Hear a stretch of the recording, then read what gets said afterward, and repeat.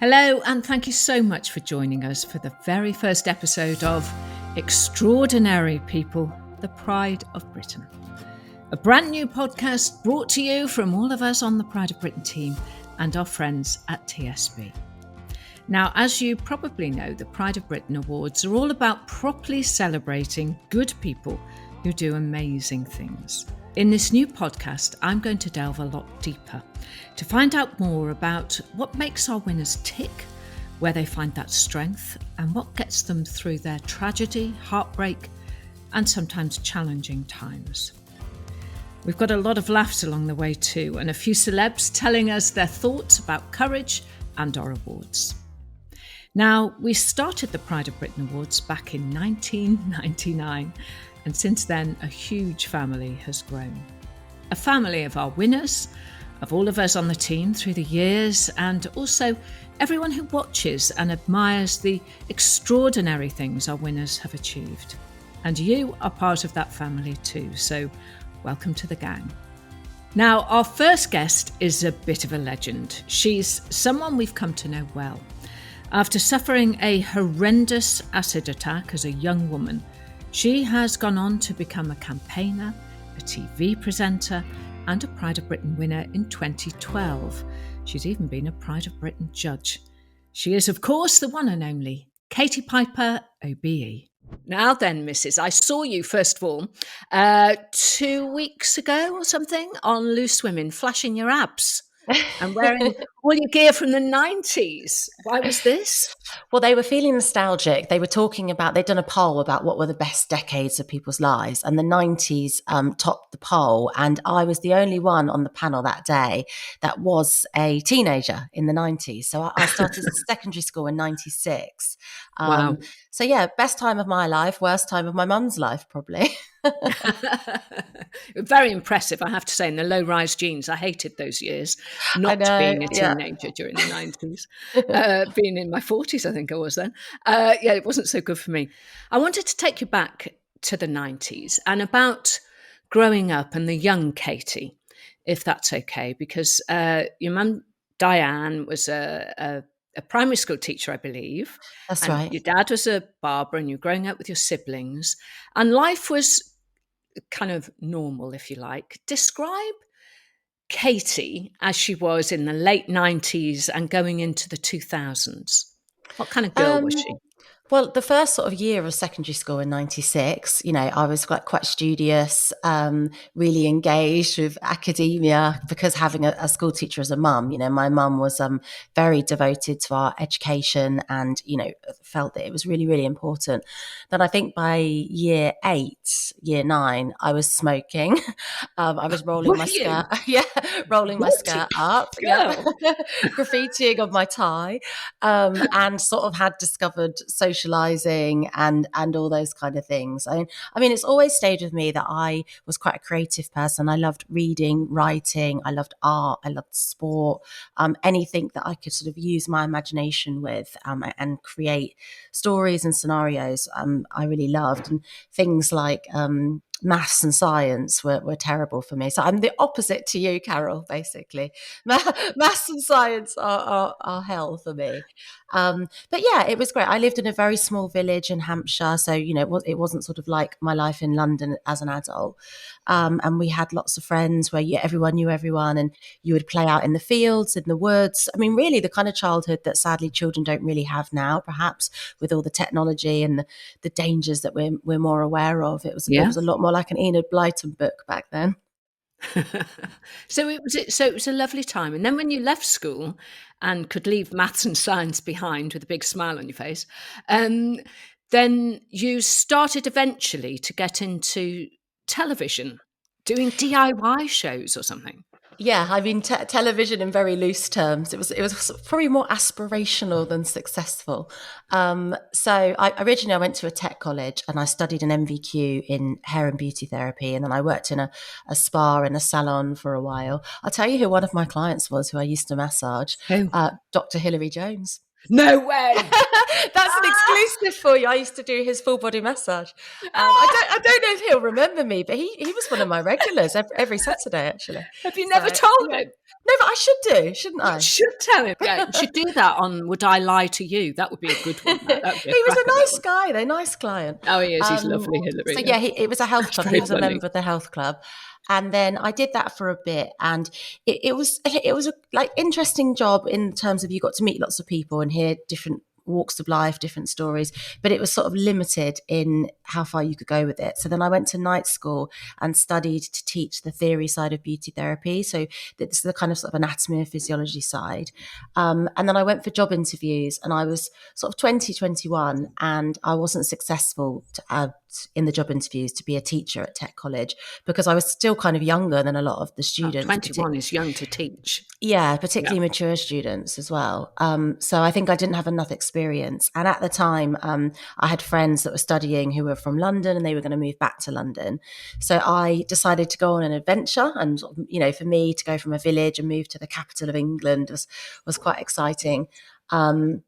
And they were all sort of aspiring models, actresses, dancers, singers. And we rented a house where we all rented a bedroom, and we were going to different auditions. And yeah, I worked on the DIY channel selling solar panels, which was very forward thinking in those days. That was. Yeah. That was. Yeah. The roulette channel. I worked on the jewelry channel selling gemstones. We even got to go to Thailand where all the gemstones were from and film out there. So yeah, I don't think Holly Willoughby was feeling threatened by my career at that point. But I was young, and I suppose for me it felt like I was on my way to fulfilling ambitions and goals, and I was making enough money to pay the rent on a bedroom. So it was exciting, I suppose. And everything's exciting when it's the first time too, isn't it? Yeah. I appreciate that very much, and because you kind of have nothing to lose really, because all you're doing is renting a room, isn't it? It's not like you have a big mortgage or it's just fun. Yeah, no kids, no response. And I've always enjoyed working really hard. I've always been freelance and self-employed, even as a beautician. And I set up my own business evenings and weekends. I had a Ford Fiesta. I had a wax pot and a fold-up massage couch. And I would go around doing people in the cul-de-sac. And please don't tell me that you used to wax Dr. Hilary Jones as well. That would be too far. That's a new book. I really couldn't cope. No, we'll go with a full body massage. We'll leave it there. And then, obviously, you're having this fantastic time and just enjoying yourself and in the bright lights of London and working hard and doing your best. And then something terrible happened, which many of us know about. But if it's okay with you, if you can describe how, the events that came up to your acid attack.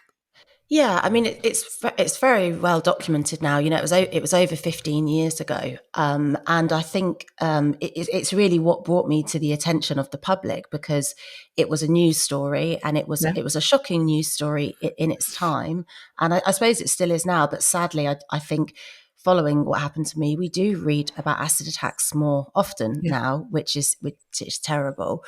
But the way that it happened to me was that I was dating somebody and I rejected them. And it was a short period, a matter of weeks. It wasn't like, you met him online. Is that right, Katie? But you had a lot of mutual friends. Yeah. And then when I rejected him, I was beaten up and raped. And then a few days later, a stranger hired by him then threw acid in my face. And that was in 2008. And then, that's sort of been the story around me that people took a lot of interest in, and then the consequence recovery, which really has gone on forever. I mean, I've had surgery this year. It's sort of never really stopped. It's just, I think anyone who's got a burn injury or any sort of life-changing injury, I think what happens with the recovery is, rather than you learning to live with it, a turning point comes where the injury has to learn to live with you, and you get back out there and it doesn't get in your way. But I think the first few years you have to sort of surrender to the injury and let that lead for a bit. So going back to just after the attack, because this is the important things I know, and we're going to come on to the foundation. and all the work you do to help people who have either burns or other disfiguring injuries. Young Katie, still young, and this shock that happened. How on earth did you cope at that time? And there was a lot of publicity. I can remember it now. I mean, it was terrible to read. And as you'd rightly say, it was something that, we hadn't really heard about before. Yeah, I mean, I think it's kind of that age-old debate of what makes somebody strong or resilient. Is it nature? Is it nurture? And I think I'm in a very privileged position where I'm from a really stable family. My parents sort of dedicated their lives. There's three of us. I'm the middle child. They sort of dedicated their lives to raising us. And we, up until what happened to me, I'd never really experienced any real pain or trauma. So when it did happen, they were there straight away, and then they literally physically never left my side. And I think that support network you can't underestimate. And I think when your world's turned upside down, it's stability and consistency that will help you rebuild it. So it's definitely credit to my family.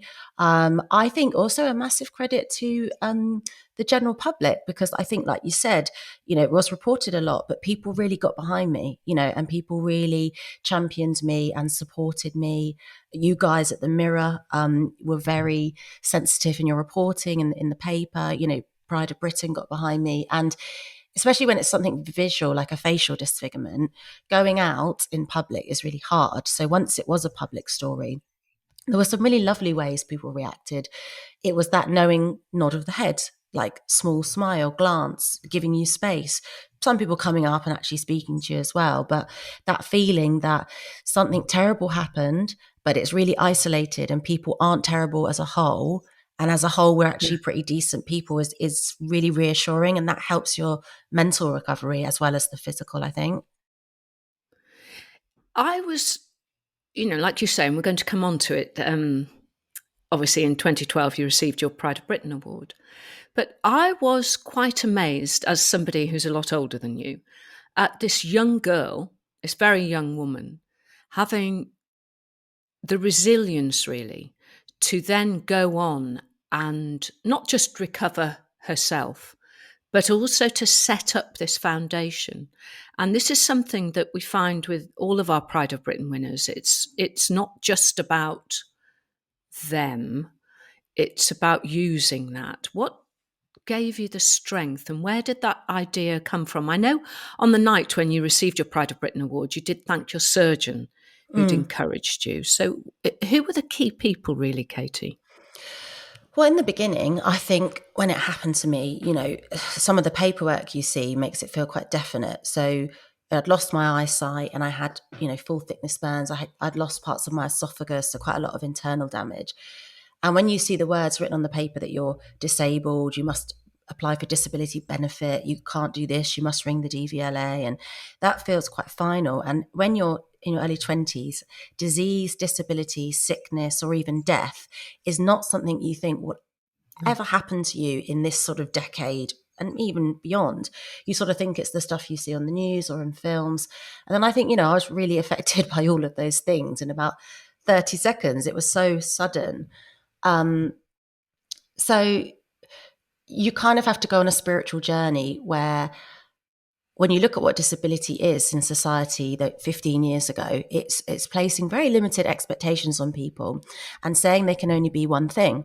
And particularly as a young woman, they don't say that disabled people are attractive or sexy or even have a sex life or are desirable. They don't say that they're CEOs. They don't say that they're trailblazers.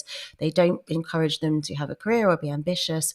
And I thought, well, yeah, the outside has absolutely changed of me and the inside is feeling quite battered and challenged, but I am still me. And, man as in mankind, you can touch somebody all over, but you can never truly own another. You'll always have your human spirit and your soul intact. I mean, it might feel slightly fragile at times.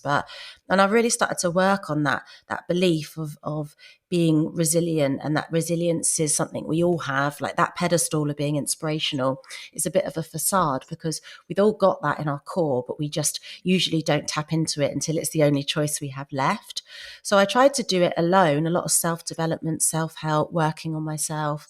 I had a great team in the NHS, my surgeon, but the whole team, when you have any kind of big operations, there's physios, there's OTs, there's registrars, Yeah.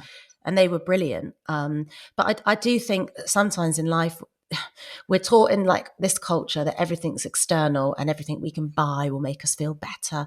But I do think sometimes in life, the only answer is within you.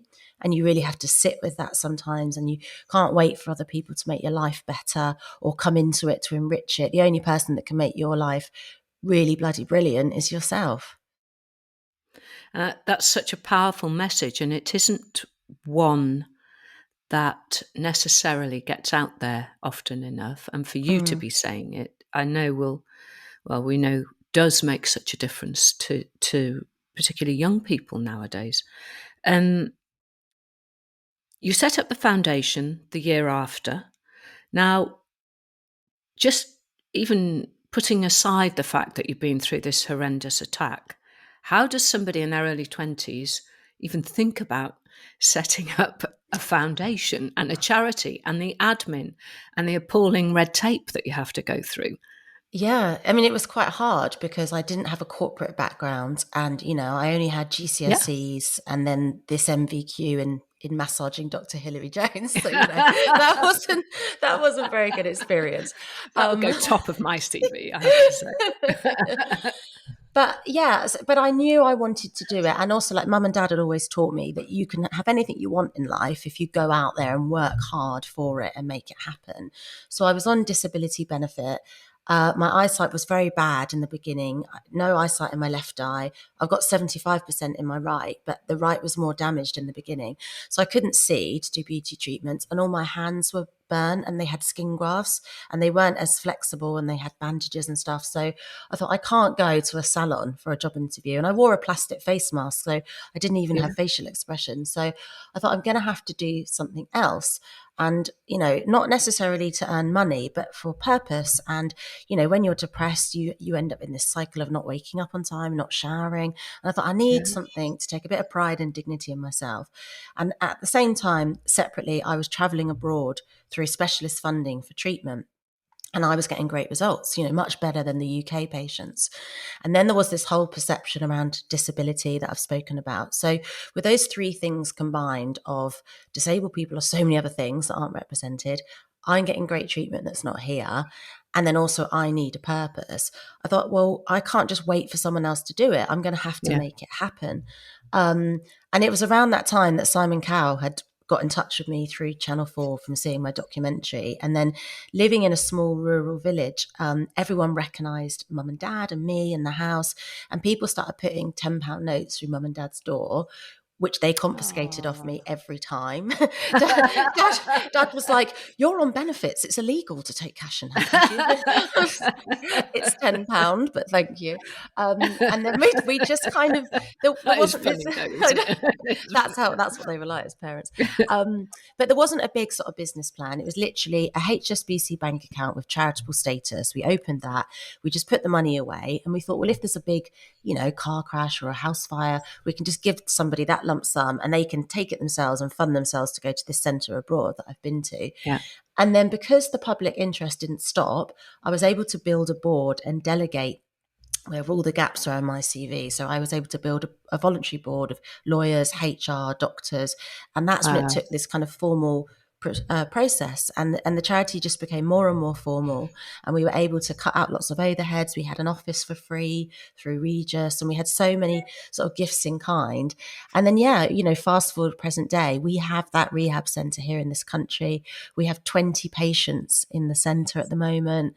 And it's never gone away. And the great thing is, as my life's progressed and I've become a mum and my career's got busier, there's loads of other Katies now that are going out giving talks, that are mentoring patients as well as me, which is really great. And they are, fashionable, they are fun, they are in relationships, they are team leaders at work, but they are disabled, they are burnt, they are disfigured. And it's great. We're seeing a lot more representation through that, which I'm really pleased about.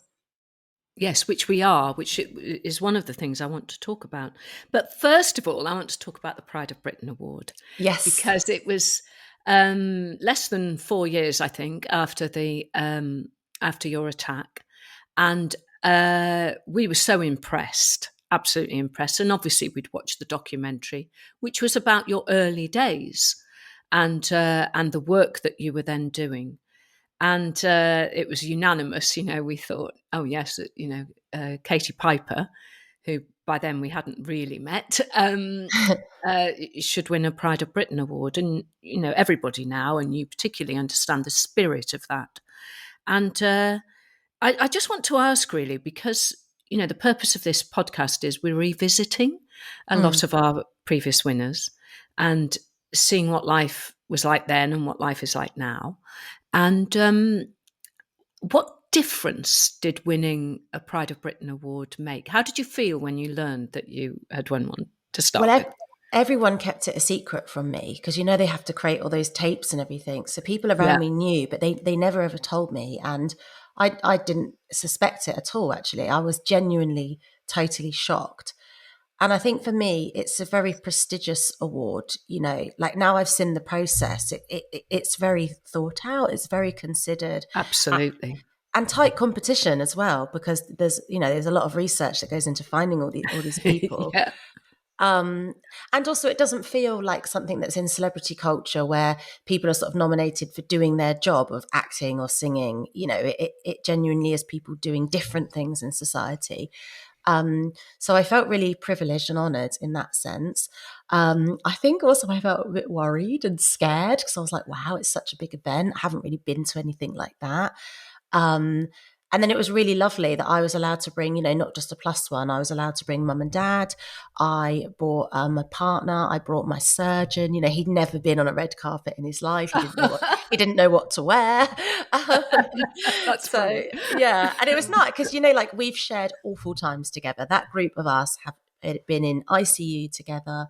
We've been in recoveries together, and to be stood on the red carpet together and to be around a nice table with white wine where you'd have to pay for it and all these things. It was just lovely because I'm just used to seeing him in his scrubs, my doctor, and to see him there, it kind of, like in the times of my life, I felt really bad for what my mum and dad have been through. I felt really bad for the challenge my surgeon has faced. So I felt in my way, I was giving them something nice too. So that Oh, how felt, lovely. yeah, that felt good for me.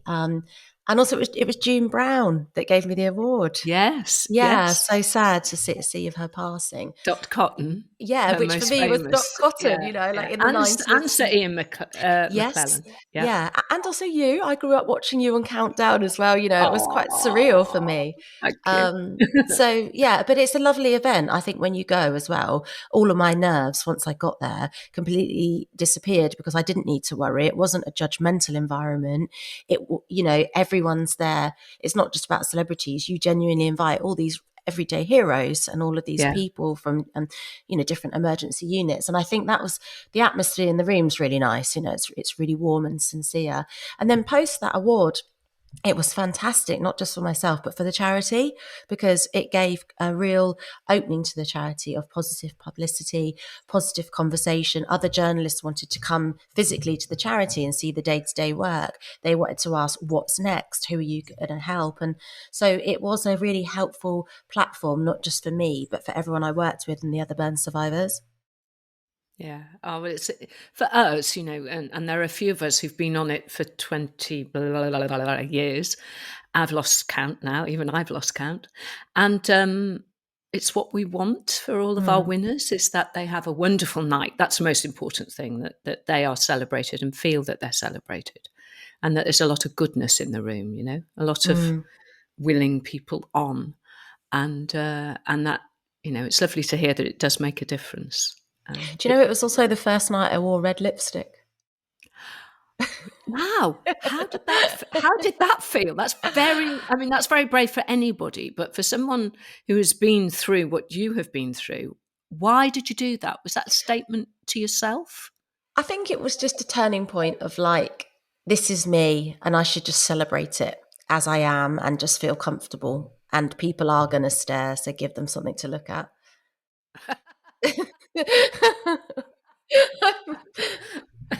That's a good phrase. I like that phrase. That might be a headline somewhere, I think. We're talking about the foundation now. And of course, the attack happened before social media really started. There were That's chat right. rooms and, forums and things. But before, it was around the same time as Twitter just began, but Twitter didn't have any kind of No. momentum behind it then. And I know very recently that you've spoken about when your book, which I want to talk about, was published, and you appeared on Sky News, obviously to promote it, and then you were trolled, which is sadly part of life nowadays. But you reacted very, very positively. Just describe that, going on Sky News, talking about something which was called a little bit of faith, and something very positive. How did that affect you? Yeah, I mean, as soon as I had an internet presence, I was trolled all of the time, as it are most people in the public eye, whether they've had something happen to them or not. And that's under comments, comments under newspaper articles, on social Yeah, media. I mean, it's kind of the modern version of the toilet wall, really, at school, isn't it? When everyone used to yeah, write stuff on there. But mm, I mean, it's a bit more severe. And in the beginning, it was absolutely, years and years ago, it was absolutely crushing because I wasn't confident at all. And the things people were writing, I thought that about myself. My self-esteem was really low. yeah, I mean, I'm absolutely not in that place anymore, and I can cope with it and deal with it. But I do dread doing mainstream sort of stuff where perhaps I'm not really that well known, like the news, like political news, that kind of yeah, thing. My social media is primarily a female following. I follow a lot of sort of feminist accounts, stuff that I'm interested in, and they're quite decent people on my yeah, Instagram and stuff. But this particular time, and it's really funny when people think it's okay and not okay to comment on someone's appearance. So this guy was like, "Oh, who's this ugly old woman on Sky News? Too much Botox, too big lips." And I can't even remember why it happens to me so often, but I sort of replied something saying, "Oh, yes, I've had Botox, and yeah, I know I'm not the most good-looking woman. I don't claim to be. It's actually not my job. I don't owe you pretty. That's not why I'm here.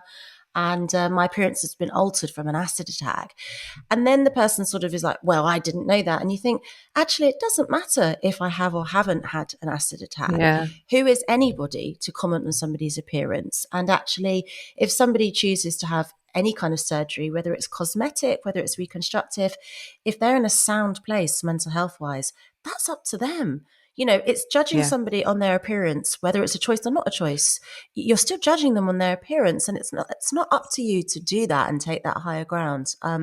So for me, the reason why it infuriates me now is a large part of the stuff we do at the charity is a mentoring scheme. And when you mentor people at the beginning with a different appearance, their biggest worry is that they will be the butt of the joke. They will have horrible yeah, comments either behind their back or to their face. So yeah, when you try to reassure them that's not the case, and most people are fairly decent, when you go on national telly with 1 million followers and that's the reaction, you're just showing people who aren't at your stage of confidence that they're right and that they should hide away and they shouldn't pursue their dreams of going back to employment or having relationships. So that one person slating me on Twitter is having a ripple effect to thousands of people that have been beaten, attacked, and yeah, unfortunate accidents, which sadly one day you could find yourself in. No one's immune to a fateful day of something going wrong or meeting the yeah, wrong partner. So it's just really disappointing and really unnecessary. And for me, I always go by this saying of hurt people hurt people. So I'm really glad I don't come from that place of anger and yeah, hurt that person comes from. But yeah, it is. I mean, I think it could be changed. I think if social media had a policy where you use your passport to sign up and you get Yeah. verified and you have to put all those personal details in and you can't be an egg and just abuse people, then we might see some change. Well, that hopefully is the online safety bill. I'm quite actively involved in that, which is going through Parliament at the moment, which hopefully will change things. Mm, Let's see. And fingers crossed for that. It's interesting what you say though about that. I don't know if you know, but my brother, who's in his late 60s now, so born in the 50s, was born with a severe cleft lip and palate. mm, So he's had 24 operations in total. And I know when I was growing up, and he was considered, not attractive, let's say, mhm, before the internet, obviously, and before all of those years. But the effect, even then, it was sort of considered okay for Anton to be the butt of the joke, mhm, but it's not okay at all. So I've kind of seen it from being a child and having a brother with a facial disfigurement, and the effect that can have. And that was before social media. So, mm. the work that you do is tremendously brave, Katie, and important. And does it give you strength to know that when you do answer back or you speak about it, that it does help others? I know it helps others. So do you know that Yeah. it helps others? Does that help you to do it? Well, I try to be boundaried because if I always replied, that would be my full time job because it's so often, I get something every single day. And I think if I replied every single day, I think that's quite draining. And, Yeah, I'm a big believer in energy and putting your energy into productive I things. agree. So yeah, I think you don't let those people penetrate into you, and you have that boundary. But I think occasionally, yeah, it is good to challenge some people's views. But on the whole, I think it's a celebration at the moment that the world has changed for the better. Like we are seeing more diversity, more representation. It Yeah, definitely hasn't got worse. I feel like I have a place in society that I didn't years ago. I feel other women, I can find them on my feed that have had different things happen to them, and I couldn't used to find things like that online. So on the whole, it's positive. Like I don't feel cross or frustrated, and these people are the minority, and I think we must hold on to that. yeah, I would agree with that. Now then, onto a happier note. Obviously, your gorgeous husband, Richard, and your two beautiful children, Belle and Penelope. How is motherhood? Other than exhausting. Yeah, it's good. I mean, I've chosen to be a mum and to have a career as well. So there's that constant juggle. But yeah, I really enjoy, having two girls. The eldest is 8, the youngest is 4. And it's gone, it's cliche, but it's exactly what they say, that it's gone so quickly. They're Oh, growing up, yeah, so independent. And poor Penelope, most of her life has been in lockdown, so of sh course, yes. yeah, so Bless her she's heart. a very different child to her sister. But hopefully, we're going to sort of help her socialize and become confident. And sort of now she's getting back out there, she's back in her hobbies, back at nursery. So, yeah, that's really good. But I mean, it actually was amazing in lockdown because I'm normally traveling quite a lot for work, and that all stopped. So, I was able to really renew my relationship with them and become closer, and realize that actually I needed that. So, that was a real benefit. Yeah. Oh, how wonderful. Now, back to Pride of Britain briefly, um, which was when you have been a judge on Pride of Britain. Now, I always find it really, really difficult because we're given, aren't we, the short list of people who could be awarded, some for the Child of Courage, or some for emergency services, or whatever it might be. I find it heartbreaking to have to make a decision. How did you find it as a judge? Yeah, it's really hard. But I think it's really great how seriously it's taken. You know, there's a lot of time to prep and really full stories sent to you where you can really read it at your leisure and do additional research. Then it's so important how it's all face to face, it's around the table, Yeah. it's really, really considered. And it's really hard when you judge people because people bring different strengths, different characteristics. So you can't really compare them sometimes. But I will say, to get to that stage where your photos and your story is being passed around the table of some pretty incredible people, the judging Yeah, panels they are. really diverse. Everyone's got their own life experiences. They've had a really rich career. So just to be discussed at that table is an achievement. You know, you've actually been recognized. You've been pulled out from the masses of millions of people. So I think, first of all, be proud if you get to that stage. And I have seen over the years, some people don't necessarily get an award that year, but they do get reconsidered, and they I do know. sometimes, you know, We get do that all the awards. time, don't we? We go, Yeah, yeah, oh, oh, gosh, yes, well, we'll have to take a vote. And then one person on the short list is yeah, voted through. They go, well, can we just put that person with an actor? That happens all the time, all the yeah. time. People Yeah. champion other people. They sort of get emotionally involved, don't they, and really champion them. And yeah, but at least it's always very fair, and I think that's great. You Yes, know. it is. It is. So now, milady, we're in 2022. You have this fantastic best-selling book, A Little Bit of Faith.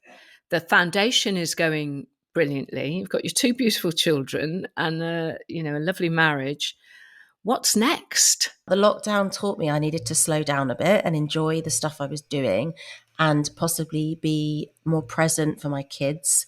You know, I was like the classic person that would tick the box of rushing home and making the Yeah. bedtime, but rushing the story, getting downstairs to get back on my phone to send an email. So I was there in person, but I wasn't really very relaxed and enjoying the present moment.